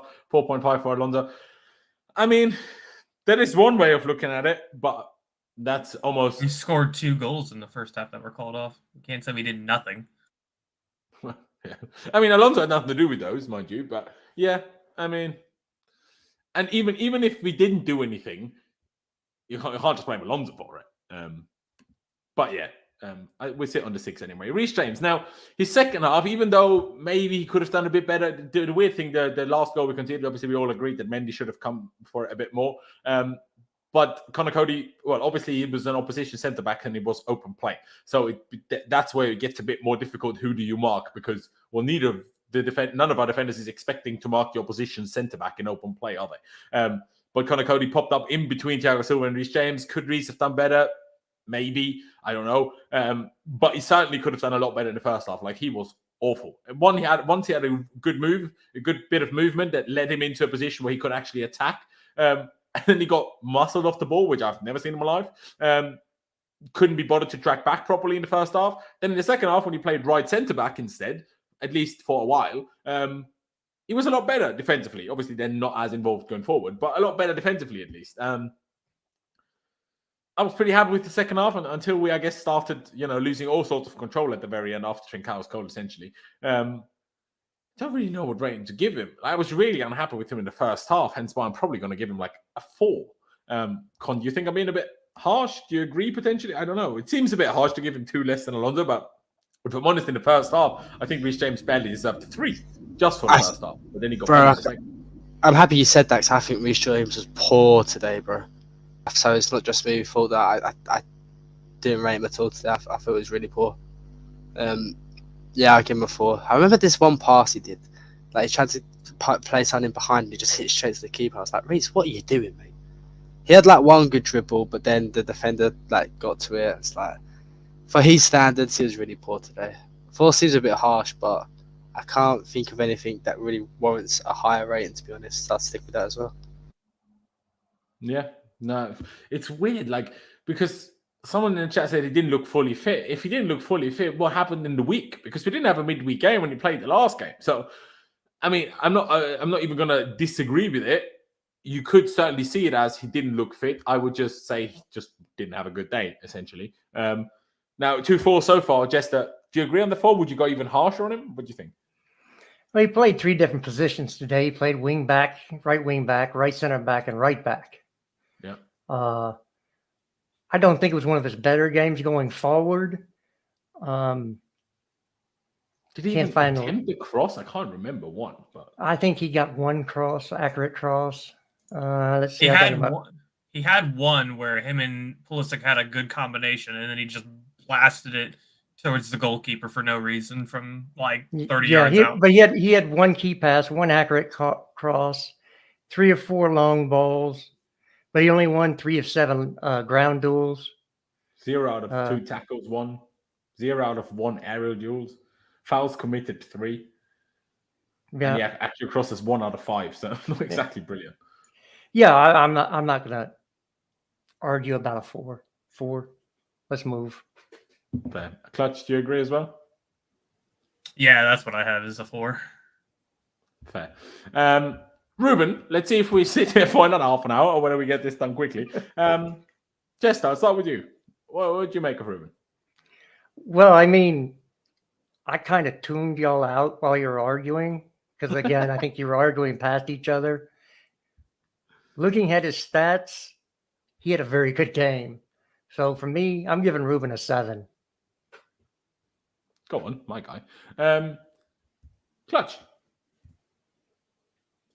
I think going forward, he drove from that little 6 position quite a few times. Had quite a few good passes. I'm going to give him a 6.5. 6.5. I think he was above average today.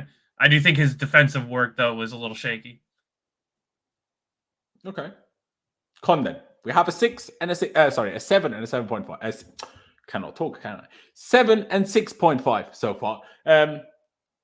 You're probably going to go lower, but how far lower are you going to go? Just for Loftus, yeah. Yeah. So I don't think he had the worst game overall. It's just those like 10-15 minute spell Wolves had him. We just looked like crap. And I really was getting annoyed at him, which is where he was. I'll give him a 6 there. I'll give him a 6. It's a weird one for me as well because there were certainly good things that he did. I thought he was, he didn't make a mistake like Coady. Certainly could do more. Like Con, I'm not a fan of him having to play this position, but obviously with the injuries that we had, we didn't really have much of another choice. I didn't like the fact that it was covered to get the ball away, but Ruben didn't sprint back to try to defend it. Sure, he just came off a 40-yard sprint with the ball at his feet. So, you're probably going to be a bit like, pumping, but still, like, we're athletes here. When shit hits the fan, you need to somehow be able to run. Like, it wasn't the 89th minute either, it was. So that part I didn't rate. Otherwise, thought, kept it simple, didn't do anything outrageous, but good passing. I don't know. Probably give him a 6.5. I'm copping out here, but the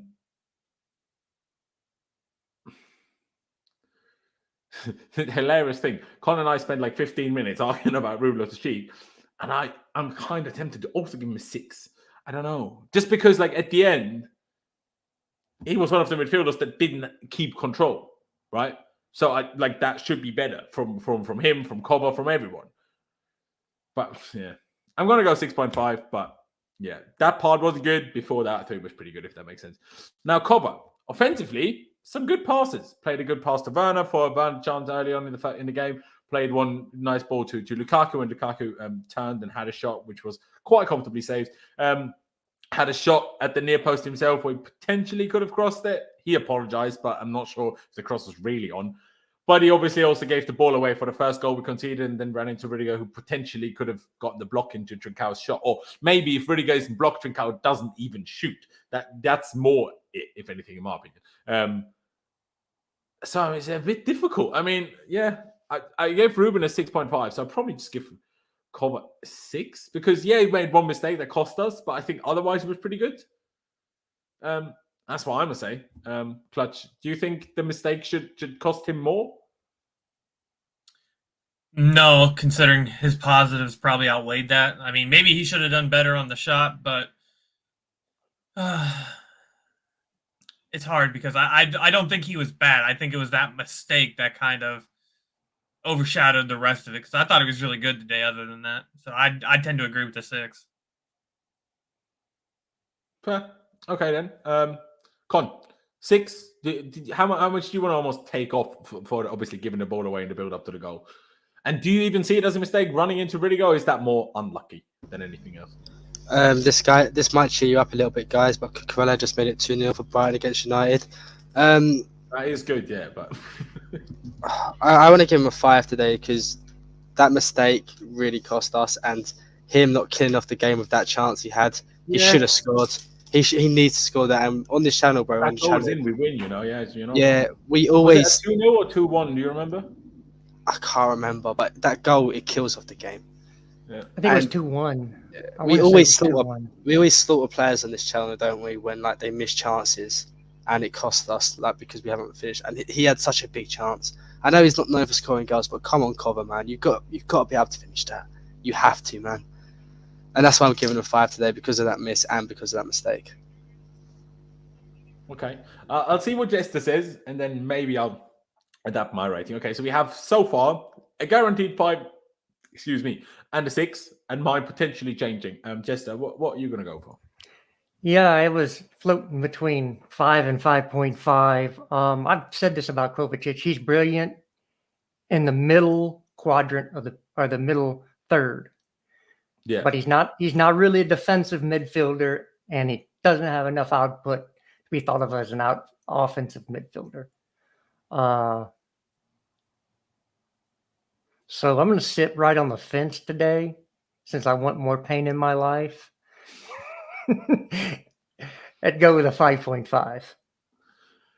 You know what? I think I'll also lower mine to a 5.5, if I'm honest, because Con made a good point that maybe I should even go 5, if I'm honest, because like Con said, how harsh have we been to players like Mount, like Pulisic, like Lukaku, like Werner, like Havertz, when they miss big chances? Sure, these are forwards, aside from Mount, but he's kind of almost been turned into a forward with how long he's been playing as a forward now. But still, if it was, people slated Jorginho when he missed a big chance late on against Madrid, was it? Very late on, when we could have scored the 3-2, which in the end obviously would have changed things. How harsh were we on, I don't know, how harsh would we be on when Kante misses a chance, or when Ruben misses a chance, or I don't know, when Alonso misses a chance? So we're harsh on all of them. So maybe I even want to go 5, which leaves it at a 5.5 anyway, but I think Con made a fair point. Let's get to Pulisic. Now, weird position. Second half, it was certainly a bit more, let me switch it around to how I thought it was in the second half, a bit more I'm just not putting them directly next to each other because Ruben's name's so long. And these two switched round.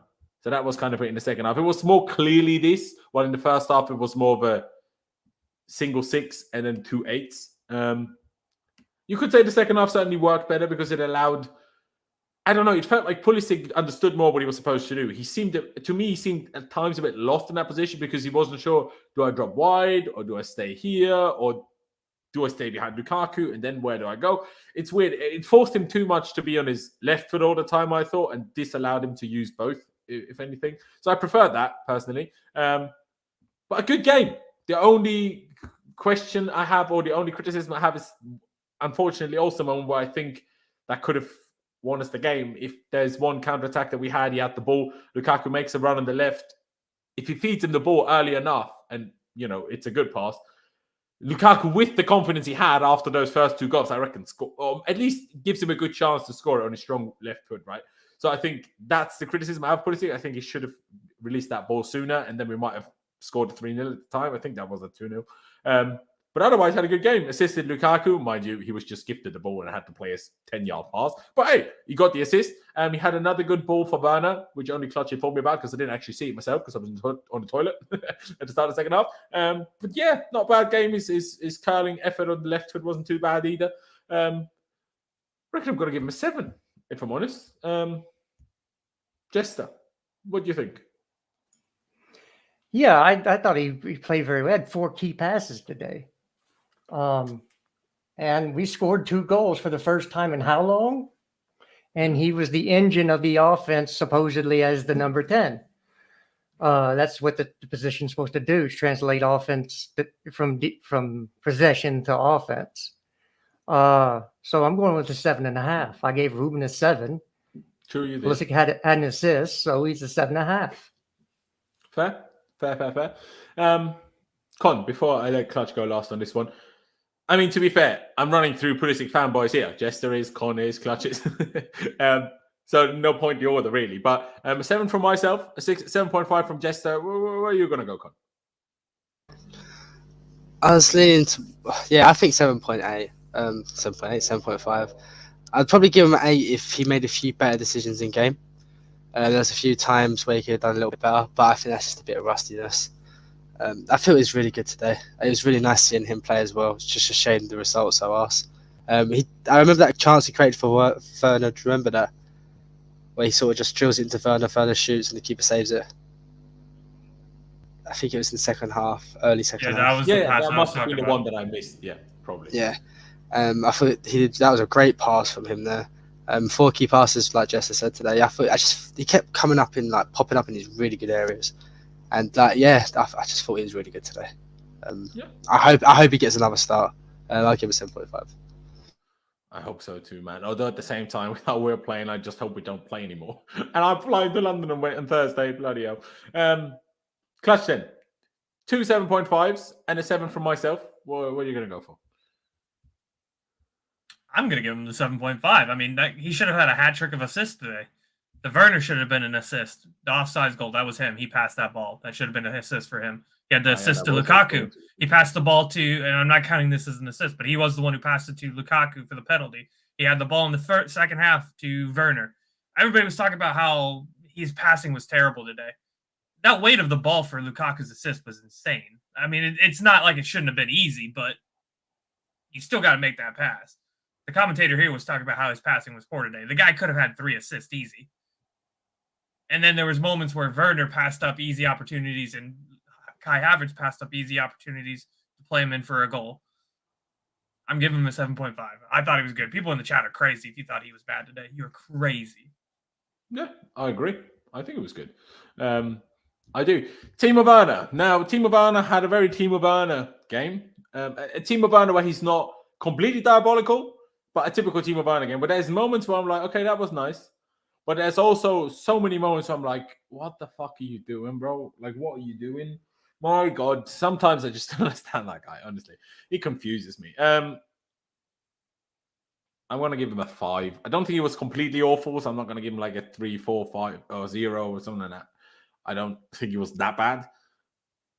But he was certainly the worst of the front 3, that's for damn sure. In my books, at least. Why don't I just turn the order around to a Clutch? Is 5 too high for you? Am I going to be nice to Werner today? Yes, then it's not too harsh. It could go lower. I mean, there was a lot of times he made some bad decisions. Like, his best moment was he had a good shot in the first half from the Kovacic pass. He did get the goal. That should have been counted as a goal. But after that, he had a low cross to nobody at the back post when you had both Lukaku and Pulisic sitting at the top of the box wide open. That he just looked at them and said, I'm passing to you. So, no, I didn't think he was great today. How he stayed on the pitch for 96 minutes. 3-0 Brighton, and we couldn't fucking beat Man United. I'm just getting even more triggered, man. Sorry. But fair. Okay. I said opposite order. So, Con, your turn. 5 from myself and Clutch. Do you think it's fair? Would you go a bit lower, maybe higher? What do you think? Go with a 5. He scored a perfectly good goal that was disallowed. That's true. I even forgot about that. Yeah. Do you know what I really hate from Werner, bro? When he does this stuff where he just stops and then he just sprints and he puts in like a dead cross. Like, I hate when he does that, when he just slows down. He just does some heavy touch sprints and it's always a dead cross as well, man. It really gets on my nerves. That's my annoyance with him always playing on the left, because his crosses off the right aren't even always that bad. But we are clearly aware that his weak foot is not very good, even if he had a good left foot shot as well. But we always put him into positions. He's the guy that has the most crosses for our team. It's because he makes the deep runs and then cuts it back from the byline. I get that. But still, we need another player to make these crosses, man. Yeah. I'll give him a 5 today just because of he scored that goal. And I feel like he deserved that goal. It was a perfectly good goal, but his performance all around was just crap, man. I do. It's a weird one, because with the goal, would I want to go higher than a 5? No, you know what? I'll leave it, I think. And Jester, 3-5 so far. So unless you're going to go drastically different, probably not going to change it. But do you agree, or would you go with something different? Look, if the goal would have stood, he would have been he would have been a 5, because he was actually a 4 today. The amount toward the end of the game, the amount of cross him that the goal didn't stand. No. But I can't give him credit for a goal that didn't stand. I can't give him credit. No, I really can't, because it's a play that never happened. Yeah, well, I've done it for other people. If it's a play that never happened, you can't give him credit for it. The amount of passes he missed up to an open player in the... If that's true, it's mental. But anyway, go on. Sorry, Jester. It is. Leandro Trossard just scored 4. Oh my God. Brighton have scored 7 goals the last 2 games against Wolves and Man United. We got 1 point against both of them. Fucking brilliant. So, yeah, again, for me, 4, because he had so many open players he could have played the ball to, but his head's always down because he can't. If he's not looking at the ball, I don't think he knows where it is. He doesn't have that feel for the ball. No, so 4. Yeah, I'm not having it anymore with him. Yes, his movement's great. Yes, he put the ball in the back of the net today, but it didn't count, so I can't give him credit for it. He was a 4. No, I think you can give him credit, because otherwise that justifies the referee even more. If we don't even give Werner the credit, that almost... Then I have we to be give the consistent. referee Though. too much attention that twat deserves. I have to be consistent, because I've done it for other people. If if they've had an assist or a goal that didn't count because of offsides or a bad refereeing call, you can have your opinion. I know me and Con had a massive argument, but everyone can have their opinion. It's fair. I'm just saying, for me, I'm like, let him have it. It's the ref's fault, not his fault. Lukaku. Now, he actually looked like, maybe not quite 100 million, but he looked like a good striker today. Fair play. And you know what? Credit where credit is due. I've been so harsh on that guy so many times, but fair play. That second goal, no other player in our squad scores that. Maybe Reece James on a good day. Maybe Mason Mount on a good day. But none of them. This was Lukaku's weak foot.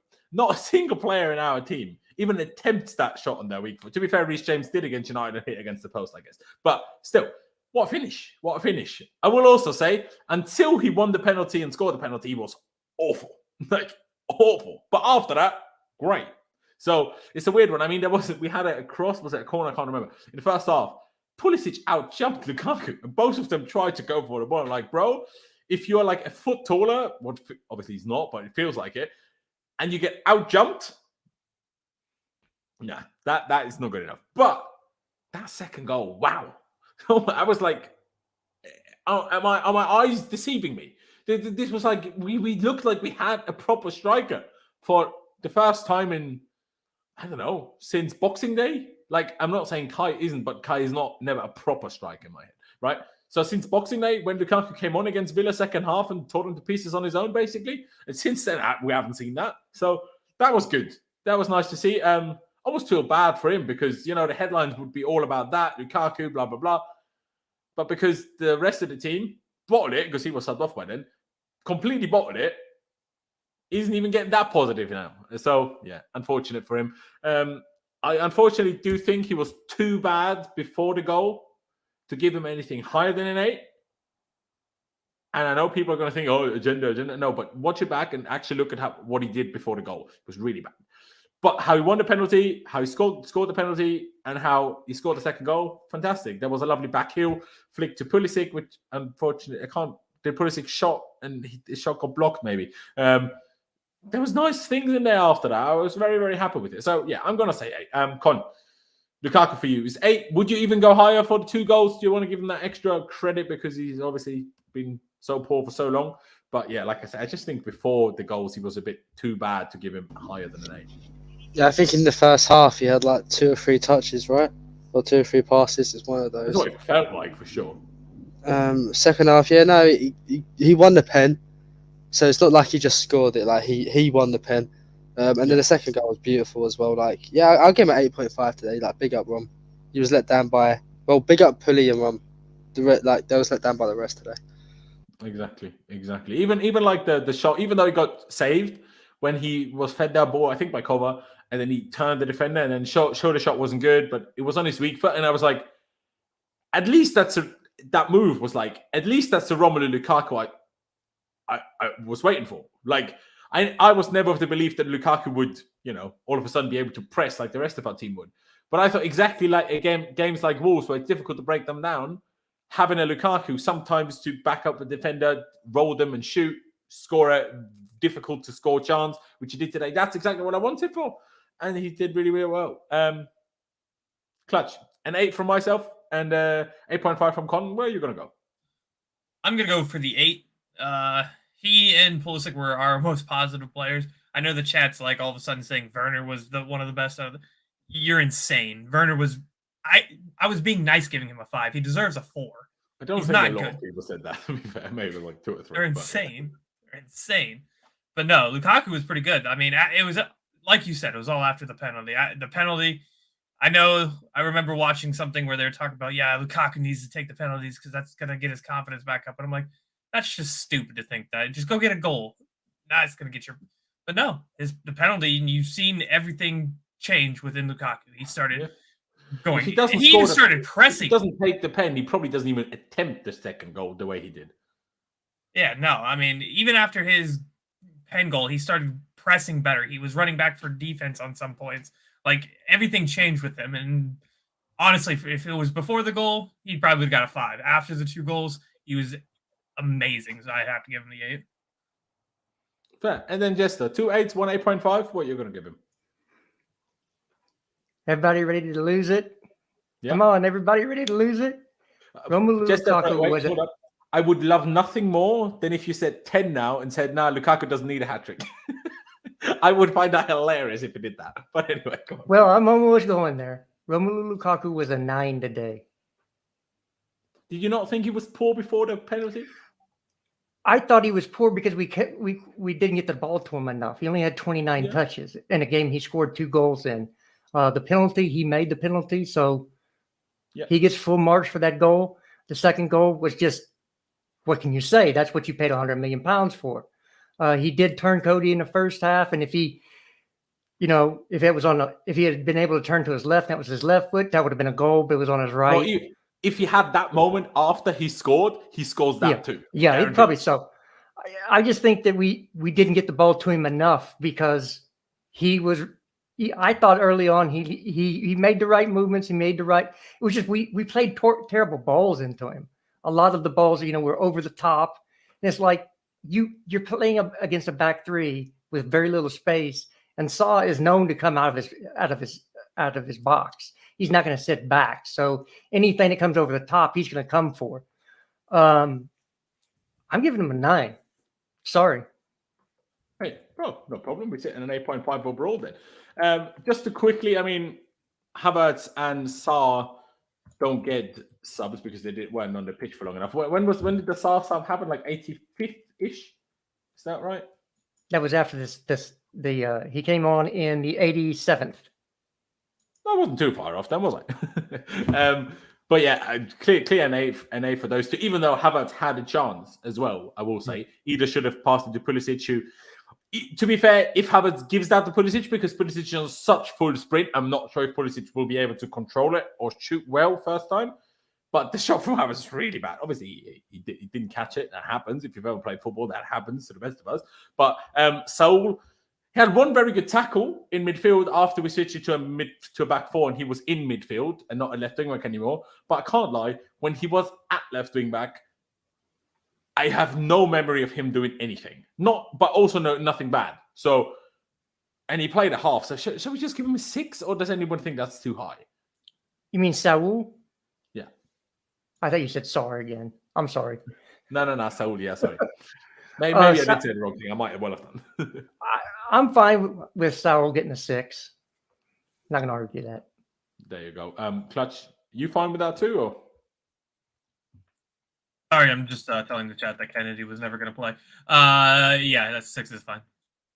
And then, Con, do you think 6 is too high, or are you okay with it as well? Sure, bro. There you go. Let's just finish this off very quickly with the performance and a rating for Thomas Tuchel. Let's start with the performance. Con, let's start with you. Performance overall, decent, but threw it away all at the end. So what rating does that end up with in your head?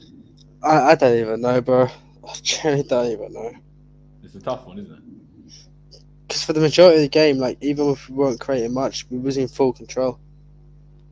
And besides the few chances we gave up, like, we was firmly in control. That it's just like, I honestly don't know what to give for performance, bro. I really don't. What you guys think? You know what? I'll go to the other guys. Maybe that helps you make your mind up. I'll give my own. Why don't I try to figure out my own, even though I'm equally as clueless as Con, if I'm honest. Now, I think the overall performance was, I would say, like a 6. And then comes the ball. So I'm giving it a 4. Yeah, that's my logic. I'm going to go with that logic. Jester, whatever logic you want to apply, what performance rating does that end up with for you? Yeah. Offensive 7, defensive 3, divided by 10, but divided by 2 is a 5. Okay. That's also one way of doing it. Fair play. Clutch. I couldn't disagree with the 4, to be honest. We had the game won. We were up 2 goals, and then 15 minutes, it all went away so quick. 15 minutes is all it took for us to drop points that we desperately needed. Some of the easier points we're going to see this year. I mean, you got Leicester coming up. You got Leeds. You got Watford. So it's not. There's not easy points. Doesn't Leeds play Arsenal this weekend? Tomorrow, yes, I believe so. Yeah, what we really need is Leeds to beat Arsenal, because number one, then Arsenal doesn't catch us, and also Leeds have an important 3 points, and then they won't be so after the 3 points when they play us on Wednesday. So we really need Leeds to beat Arsenal, or at least get a draw against Arsenal. Like, we really, really need that, honestly. Like, who would have thought any Chelsea fan would ever hope for Leeds to get a result? My days. But okay, 2 4s and 1 5, still leaving us at a 4.5 for the time being. So then, Con, has that helped you make your mind up a little bit? What do you think? Yeah, I think the 4. It was around the 6 years, like a 6. And then the bottle. Actually, I'm gonna give it a 3, bro. That was absolutely spineless, man. We'll give it a 3. I can't even disagree, if I'm honest, bro. I can't even disagree. Let's do Tuchel. I don't know. Should put him with Mendy? Nope, because then I can't see him. You were defending him earlier, Con. Obviously, a lot of players missing, and you could say, I picked Lukaku over Havertz. That worked. Lukaku scored. So the only real question is maybe why did Alonso come off, and why did Werner start? I guess also why did Aspie start? But it's not his fault that we throw it away. 100%. I completely agree with when you said that earlier. But I do think certain things need to be a bit better, personally. I also think sometimes holding the players responsible a bit more, like not giving them excuses like the pitch wasn't fault, like a few weeks ago. I understand he's trying to defend the players, but I feel like these players don't need to be defended. I think these players need to be held responsible, if anything. But Con, do you find it easy to give Tuchel a rating from the get-go? Yeah, I gave the performance a 3, so I'll give him a 4. So I don't think he was that great today. Obviously, I don't blame him for some of the things he did, but at the same time, like, he could have done more. But the players take more blame than him today, so I'll give him a 4. 100%. Yeah, no. I think, by the way, if people, like, I just saw someone in the chat say Tuchel out. Tuchel out is madness, right? Tuchel out is absolute madness. Like, we've discussed this. How many times have we discussed this in the channel now? The reason our squad is the way it is because we change managers every week or every 18 months statistically, right? That's why we have so many players in the squad that don't fit together. Because we have players acquired by different managers who try to play different systems. Of course, that's not going to work. The reason why City and Liverpool, might as well call it Klopp, are so far superior over a season is because they don't just have a set of 11 at work, and we have a good squad in terms of ability. I think that. But what we don't, with a few exceptions in a few positions, of course, but what we don't have is backups that actually work the way we want to play. And if we sack another manager, that would just cause another problem. Also, which manager you're going to get instead? Some people are probably going to say Pochettino. Stupid people. But anyway, a 4 from Con. To be honest, lower than I thought you would go. Lower than I might even go, but we'll see. Let me go to Con. 4 to Clutch. Sorry, 2 C's. 4 from Con. What about you then, Clutch? I do think there are a couple things he could have done differently. Playing Werner's probably not the best idea, but in hindsight, I guess I understand why he did it. Do you? I do agree with Jem where he says that Werner might help Lukaku a little bit by creating a little bit of space. Do I think that's what happened? No. Do I think that's why he did it? Yes. But is space what Lukaku needs? Doesn't Lukaku need someone that he can lay the ball off to? And if that guy is never close to him, then he can't do that. Yeah, I mean, that's what Pulisic did today, and that's what we unlocked him a little bit. Yeah. No, Pulisic did fill that role, to be fair. Maybe we could have subbed Trev on to be in the midfield as a defensive midfielder. Maybe we could have done that. Could have done. Because if we don't have a pure defensive midfielder, the next thing you got to do is look at Reece James or Trevor and see if they could have done it. But I don't think it's all on Tuchel, so I think I would give Tuchel a 5. Okay. Chester, what about you? Yeah, look, he changed the lineup. We scored 2 goals going forward. I mean, the midfield and the defense, we played who we had, right? You could say Aspie shouldn't ever play again. That's a debate you can have.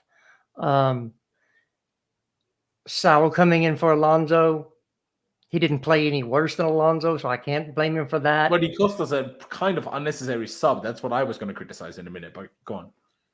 Well, what I would have done instead of bringing Havertz on, I would have stayed in the back 3, brought Aspie off, played Sarr at left wing back, moved Saul in the middle, played a 3-5-2, and brought on Trevor or Christensen to play at right center back. I don't think Havertz was needed. Lukaku could have finished the game. That's the only thing. I'm not sure if Tuchel did that Havertz Lukaku sub. Did he only do that to give Lukaku like the applause? I don't know. Like sometimes managers do that, but I feel like he wouldn't have been as confident that we would see this out. So I'm not sure. But sorry, just I interrupted you again. Go on. So for me, the 5 because I think that was the wrong sub, but he's obviously more knowledgeable than I am. So I'm gonna say 5. Fair. Now it's a tough one because should Werner have started? Maybe not. But I also see like if this is the formation you want to play and you want to play Lukaku, the only other option you'd have is play Pulisic where Werner played and Mount behind them, or Ziyech behind them, I guess. Which you could do. So, and maybe that might even work better. Who knows? I would have just moved Saul in like he did, put Sarr at left wing back. At the end, for sure. I was more talking about in general, not starting Werner type thing. But yeah, the Saul one, at the end, I agree. Like, obviously, I've discussed earlier, whether it's putting Sarr at left wing back or just leaving Saul there and bringing Mount or Trevor on to go directly into midfield, whatever it is. I think that would have been a better solution to go for a midfield three to stop them attacking a bit than to ripping up our back five shape, which every player is used to. I don't think that's like, if you do that when you're calm and when you want to control it or when you want to chase a game. But for the last 5 minutes to see a game out, to me, that's a bad move. I have to be honest. And also, I mean, yeah, to be fair, it was ended at halftime, albeit that was more down to the referee than us. With the amount of times Tuchel complains about having 3 subs and then only having 3 subs, and then he takes off Alonso for no reason. Our only midfield option on the bench. That's a proper midfielder, not like Mount, who's an 8 or a 10, right? So I'm not saying Saul should play midfield, but I'm saying in terms of on paper, he's the only option we had that was properly for that position. Because I think, and that's why I criticized it, that's the part I didn't like of Ruben's game. To me, Ruben looked dead tired, and I think maybe would have lost a little bit less control late on if whoever was our 6 at the moment wasn't as tired. At the same time, can Saul be a 6? Not really. Can Kovacic be a 6? Meh, not really. Chalobah, sure, but I mean, he's played there for half an hour away at Wolves, funnily enough, and they got injured. So like, but yeah, that part I don't understand in the late sub. So I'm probably gonna make it easy for myself and go for a 4.5 because I can't. Like on the one hand, I'm like, I want to let him off because Kante and Jorginho. At the same time, I think Kante being injured all the time is partly Tuchel's fault anyway. If I'm honest, don't play him all the time if you don't want him to be injured. At the same time, if you don't play him to not get him injured, then there's no point. But that's no different to not playing him if he's injured, I guess. Because, do you know what I mean? Obviously, it makes him unavailable, I guess. But still. So I'm kind of caught between all of your explanations. Hence why I'm going to go with the rating between your ratings, if I'm honest. But, ladies and gentlemen, this has been a long one. Not as long as some of the days, but, you know. We're going to leave it at this one. I mean, hey, if you weren't here at the beginning, watch this stream back and get to the beginning because I lose my shit a little bit. Maybe it will be entertaining to you. Again, when I see Brighton 4-0 up against Man United and the fact that we drew 1-1 and the fact that I saw that Brighton's last result was 3-0 against Wolves, a game in which Brighton also missed a penalty. And now we, in the last week, essentially, or 10 days, have dropped 4 points against Manchester United and Wolves combined. Nah. That's unacceptable. And that's like Tuchel says it himself, to be fair. The players need to do better, but he needs to do better as well. When his staff need to do better as well. 100%. Like, we need to do better as a whole. And we have one problem we do have. I swear, every time Todd Boehly's been at the stadium, we lose. So that's a problem. Considering he's also supposed to go to the FA Cup final alongside myself, which means, will my good luck or Boehly's bad luck, which charm will be stronger? Who knows? Charlie was away at United, away at Everton, and at the game today. Look at those results. Fuck Charlie. But yeah, it's a rough one, boys. It's a rough one. We go again on Wednesday, I suppose. Until then, we have to hope that Liverpool beat Spurs, and we have to hope that Leeds beat Arsenal or get a result against Arsenal. That would make things a little bit less bad. If that happens, it's a little bit less bad. Although it's still bad because if Leeds beat Arsenal and we would have beat Wolves, we would have already been almost there, if that makes sense. So, like, that still makes it annoying, but at least it makes it less dangerous still. But yeah, ladies and gentlemen, I appreciate every single one of you that has tuned in. What was that? Pies 2? LMAO? What did Pies say? No, Pies also went to all those games you were talking about that we lost, remember? No. But Pies wasn't at Everton and United because those were away. No, the home games that we've been losing. Oh, yeah. Home games. Still. But Charlie went to Everton and United in the last 10 days. And we obviously bottled those. But yeah, ladies and gentlemen, if you're still here, I appreciate you very much. Subscribe if you haven't already. Like I said, we're on the road to 15,000 subscribers. Every new subscriber counts. So please do hit that big red subscribe button down below. Smash the like button for me as well. You should pitch invade, bro. Just stuff. I probably should. But I have no idea for the time being whether my ticket is upper tier, lower tier, no clue. So we'll find out, I suppose. But, you know, from upper tier, it's going to be very difficult to pigeon bait. And maybe I shouldn't do it from the lower tier either because I might want to go to games again. But yeah, please do check out all 3 of my wonderful guests to their links down in the description. Consuit, of course, as you can see on screen, CFC without the waffle emoji, which I still find hilarious that Con keeps there. Of course, follow Clutch and Jester on their Twitters as well. Links are down in the description as always. But yeah, ladies and gentlemen, thank you guys for watching. You know, I mean, I say it all the time anyway, but recently this has been like more accurate than I wanted to be. Upwards and onwards, because what else can we do? But yeah, thank you guys for watching. Up the Chelsea. Upwards and onwards, and we'll see you next time.